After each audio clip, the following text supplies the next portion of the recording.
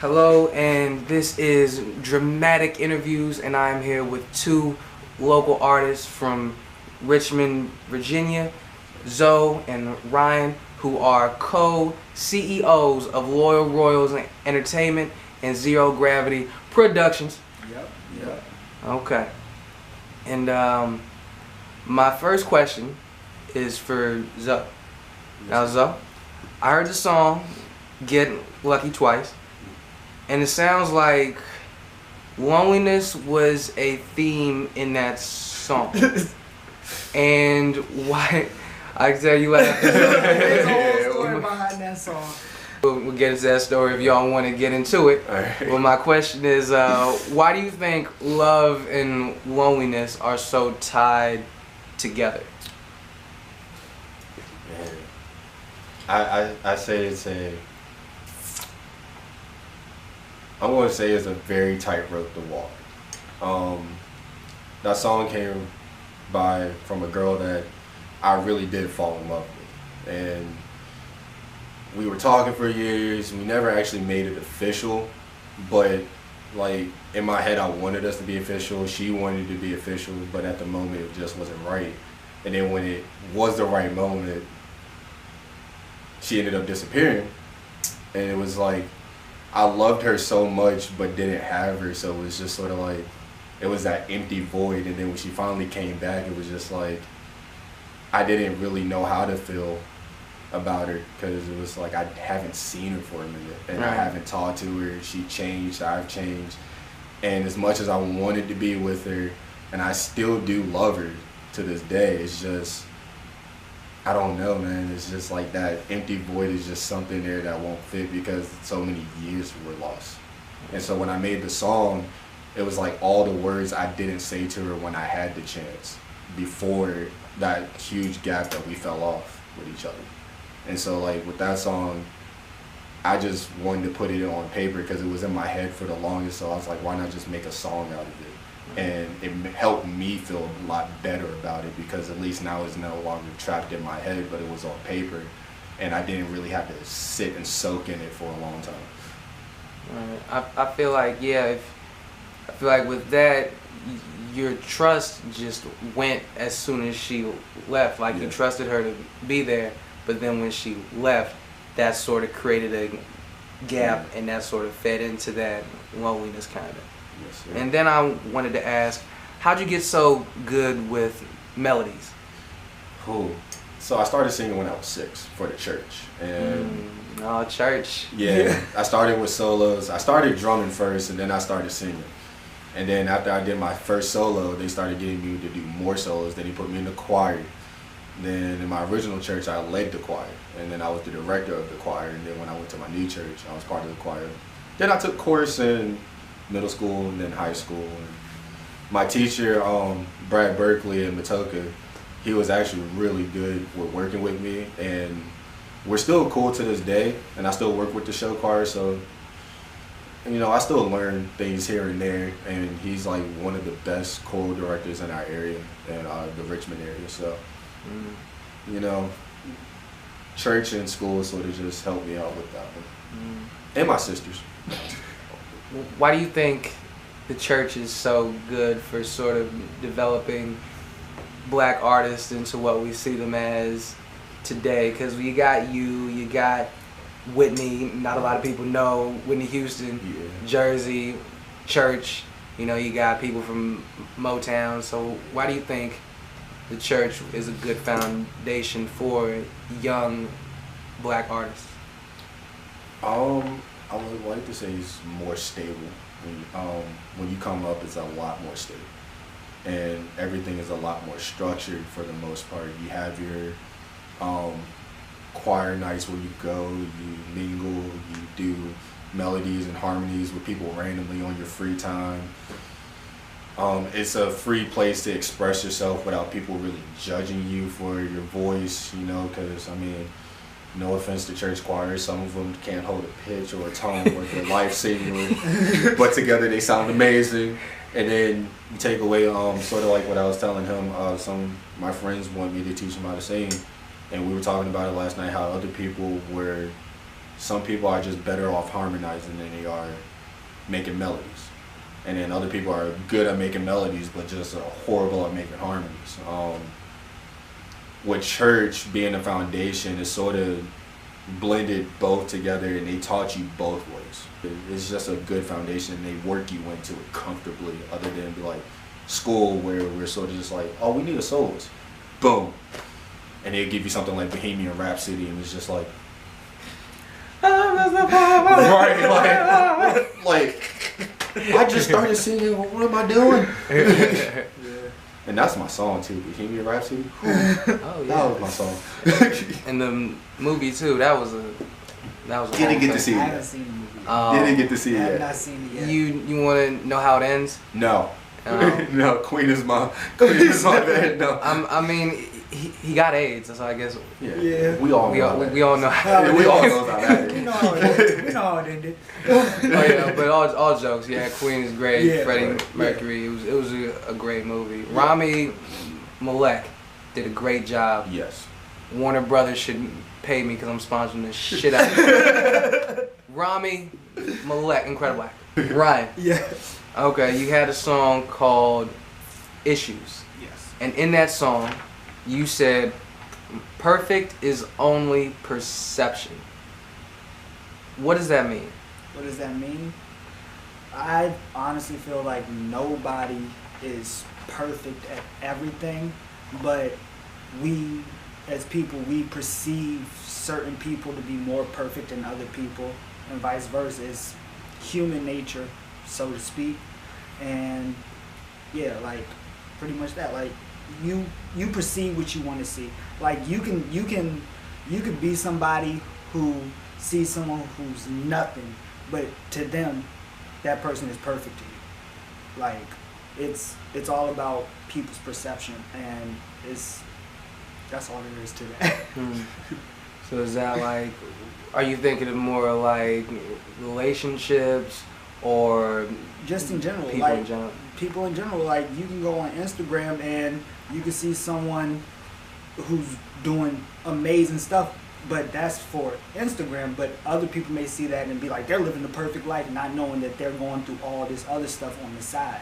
And now what made you want to get this deep on the track and share what you were going through personally as an individual, not just as an artist? As an naturally, that's where my music comes from that I make. I can do other types of music, but what's best for me is taking situations that relate to me, because I'm not the type, I can do it, but I'm not the type to go and rap about stuff I don't have or haven't been through, or try to lie about stuff just to look good. It's like I stick to what I know and what's personal to me, and that just brings out the best songs I feel personally for myself. How dare you rap about honest, real life shit? How dare you? Who the fuck do you think you are? Goddamn. But I completely agree. I feel like that honesty is missing in a lot of music that we hear today. So I feel like it's great when I can sit down and talk to artists, meet people like you, Ryan and Zoe, who can be honest with themselves and therefore be honest with people who listen to you. Yeah. And then, so I have a question, both of y'all, Okay. Ryan and Zoe. You ready? Buckle up. Buckle up. Let's Alright. do this. So I listened to Everything We Lose, Mhm. and correct me if I'm wrong, but that was a song y'all were on together. Yeah. That was a collaboration. And now I want each of you to answer this. Now, what legacy are you hoping to leave behind? The legacy I want I to mean, be behind. You got to talk. It was on the track. Yeah, it was. Y'all It was. Like, mine is more of just to be remembered for who I was and not trying to be someone I wasn't, and also leave something more than what I had for my daughter. Mine would stand more for my family. My nieces and nephews are like my kids. I don't have a kid personally, so it's like, I can say all day I could leave it for my future family, but that's if I even get there at that point, and I hope I do, but don't know yet. Looking kind of rocky for my future, but nah. Lonely forever, squad. No. You see me in the club at 45 talking to the young girl. Hell yeah. We don't get lucky 3 times. No, my legacy, the legacy I want to leave for myself is more about who I am and not what I've done. As of anybody, we've all done a lot of things that people judge us off of, people still remember, family still talks about, and it's like, can y'all let that go already? So like the legacy for me is just, I want to be remembered for the person who I am, even if I'm a depressed, sad person sitting in the corner, but I'm the nicest, happiest person that you will ever meet in your life. It's just, for me, it's like, I'm not really materialistic. I'm not a person who cares about much of any type of shoes, pants. Like, I might dress nice, but it's like, I could care less about this shit. Vans. Right, Vans all day. Hey, I can relate to that. Hey, these babies been rocking with me since 8th grade. Right. Like, I don't care about like, material things at all. if I could leave behind something where people could take away, it's like, you know, this dude made a life being honest with himself, being honest with people. I'm perfectly fine with that.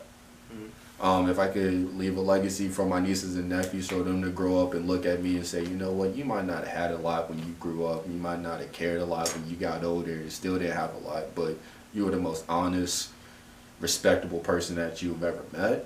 I'm good with that. My dad is like on some real honest personal stuff. Like, my dad is my role model for that. He don't really care about much, he don't ask for much, he does what he wants to do. He don't spend a lot of money, but yet he spends a lot of money, which is weird. Everything comes in splotches with him. I don't even know, I don't care. But he's the most honest, respectable person I've ever met in my life. Like, don't drink, don't smoke. He was low-key womanizer in the Navy, but that's besides the point. 20 years in the Navy. Oh, he was swimming in the pussy. Every single continent state he's been to, and he's been to all 7. I'm like, Lord. But no, like, I tell people my dad's story because it's like 20 years in the Navy, and he still hasn't smoked, still hasn't drank coffee, barely drinks sodas. Like, he'll have a soda once every 3 months. Yeah. The one thing he always say, he's like, God leads my life, and at the end of the day, I don't let all the small side stuff bother me. I'm worried about what I do in my life when I move forward. Like, everything else is extra. If it's extra and drama, I'm not worried about it. Right, I can see that. I feel like, I think as long as you, I mean, I'm not saying you should do, like, cocaine and, like, serious drugs, but I do think it is healthy coming up to experiment here and there, yeah. You know. His experiment was, I saw all my friends around me, and this is what I knew I didn't want to do. And that's always what he's told me. He was like, if you see what it does to your friends, why do you want to do it? And I was like, because I don't know what it does to me. That's fair enough. Mm-hmm. I can go. You know? I can rock with that. It's too late for me, but I can rock with that.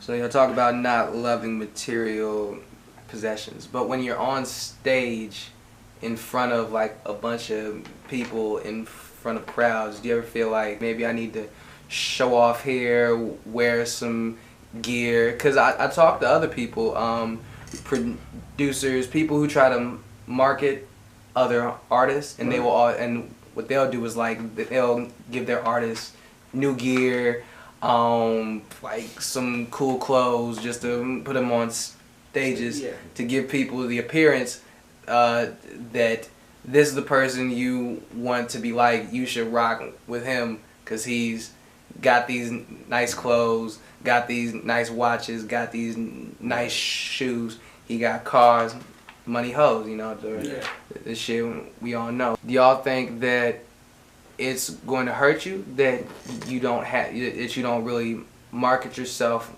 with those items? No, I don't think it'll hurt us. It may possibly like take us longer because we don't do stuff like that. But I don't think it would like completely hurt us because it's like I said, the type of music I make, and then when we do songs, it's like what you see is what you get. You either accept it or you don't. Like that's how I am with people in general. If you don't accept me as how I am, then I don't need you really rocking with me. As long as I give the best show that I can give, then I feel giving the best show you can give is more impactful than what you're wearing. Because 9 times out of 10 artists will come out on the stage in some flashy stuff, and by the time they finish what they said, they shirt off because they hot and shit. like sweating over everybody. Like like this every day for me. Like it's like I don't want to look flashy and then sweat it out. Like nah. So. This is what I wore to the performance, but like I told him when I bought this for the performance, this is for everyday wear. Like I needed new clothes anyways. I was like, well, might as well, because I need new clothes. Why not? Yeah. Well, that's him. But see, I tried with him.